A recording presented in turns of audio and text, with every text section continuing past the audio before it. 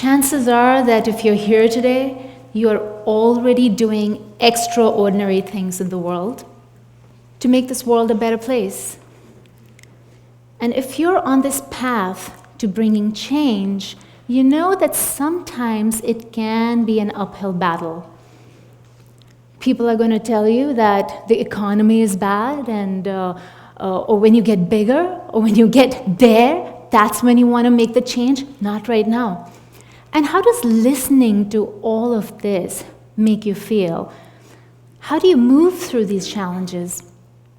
And more importantly, how do you get other people to listen to your ideas and explore your ideas with curiosity instead of criticism, and to move forward through the challenges?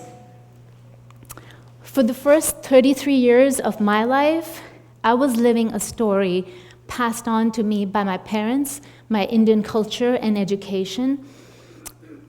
I was kind of living on autopilot, and it took me 2 divorces and a near-death experience in the jungles of Costa Rica to wake up.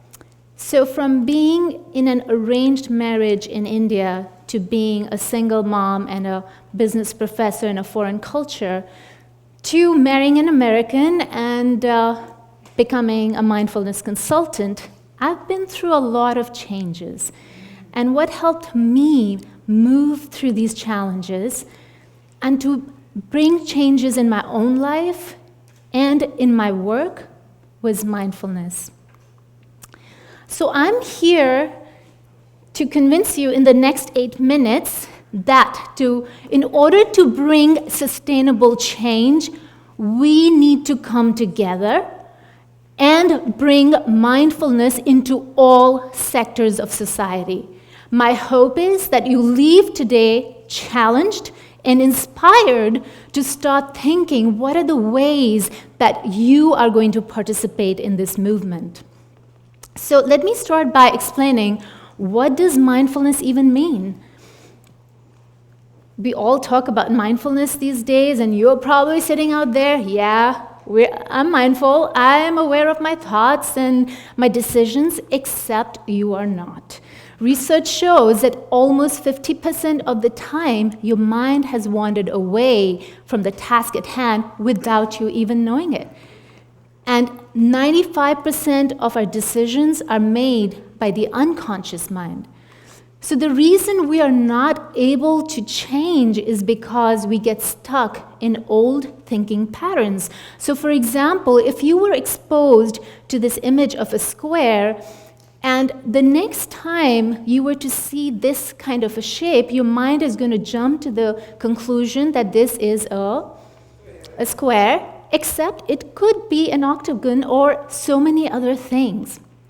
And Patricia West, she explains why that happens using this explanation of how the neurons connect in your brain. And I'm going to try and explain this using an example. So let's say you hear on the news the economy is really bad, right? So up there, this weak connection is made of neurons in your brain, the economy is bad. The next day, you go to your business client, and he says, I love your product, but you know what? The economy is bad. So now the same neurons are getting stronger in that network. And the next day, when you hear your friends say, you know what, I really don't have business these days, now you're getting partial information, but you are likely to generalize that to the idea that the economy is bad. And what that does to you is your lens starts becoming narrower so that your decisions and actions are now going to be limited. So you're not even looking at what are the other opportunities out there and what is really possible here. So mindfulness, on the other hand, expands our lens. And science shows that it changes the brain structurally and functionally, so that not only are you making more conscious choices, you're more conscious now of the assumptions you're bringing in, so you can make better choices, but even unconsciously, your neural networks, old ones, start weakening so that you can start making better choices. Now, many of us have this assumption, or there's this belief that mindfulness is this bliss we're going to find on top of a mountain. Or some people think it's about relaxation, or it's positive thinking. And God knows, I would love for there to be a pill that would make me more mindful, except there isn't. So what is mindfulness really? It's a practice, but more importantly, it's a way of being such that you can move through life with more awareness, with kindness and curiosity. Now, wouldn't it be wonderful if we approached all of these industries with this wider angle of more compassion and curiosity, except it's not quite simple to take the practice and bring it to work. And there's several reasons for that. One, you have started thinking differently, but the rest of the world is still working according to the old paradigm, perhaps.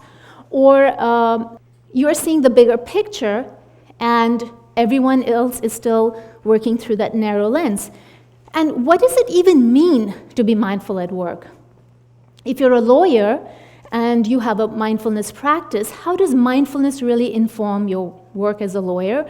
And if you're an educator, how does that change how you interact with your students and your colleagues at work? I remember that when I was a business professor and I brought stress management workshops to campus for stressed out students, and I was told by my colleagues that that's not your job. You're here to get tenure and to do research. And, well, isn't the whole development of my students and their well-being my job? And as a marketing consultant, I had to unlearn the way I was taught to market so I could really start thinking about the new ways of marketing. And really, there are mindfulness institutions and centers who are going to take us so far in this movement of becoming more mindful. But it's really the people like you and me from different walks of life coming together to really talk about what does it even mean to be mindful, and really have these discussions of what are the possibilities and how do we apply it to work, and new ideas and questions. And how do we move through these challenges that we face? How do we move through all the different problems that we face when we bring mindfulness to work? And it's just like coming together and moving together through our tears and our fears. That's what Mindful Universe is about. That's what the movement is about. So there are 4 reasons I want to go through very quickly why join the movement. One is possibilities, exploring possibilities. What is possible when we come together and instead of competing and working in isolation, we start working together? What if we start pushing each other to question our limitations and our limiting beliefs? And then maybe we can actually start seeing the opportunities that do exist. That's when we can start seeing really the collective resources that we all bring together. And then maybe we can make mindfulness cool and profitable. And it's really through the right connections that those possibilities can become a reality. Who amongst us wouldn't want a mindful lawyer or a contractor, yes? And so there are so many of us out there who are mindful and bringing that into our professions. Why not come together in one place so we can really find each other easily? And when we are together, we can really remind ourselves of this reality that there is an abundant, peaceful, and mindful universe.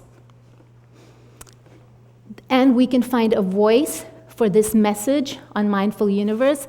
There are many of you creating these ripples, in your communities. But can you imagine when we come together, how big these ripples can become when we're all together? Even if you don't know how to use social media or marketing, what if you just join the community and you can learn over here, and the community can get your voice out there? I really believe that we need to use this technology to get our message out, because if we don't, we're doing a disservice to the world. Our children are going to grow up listening to the Pepsis and the Cokes, and we need to come together as a global movement to make this happen. And last but not the least, let's not forget to have fun. All this business of change can be serious, but let's come together and see what's possible and join in this movement. And unlike any other movement, can we do this with compassion, curiosity, and a spirit of play?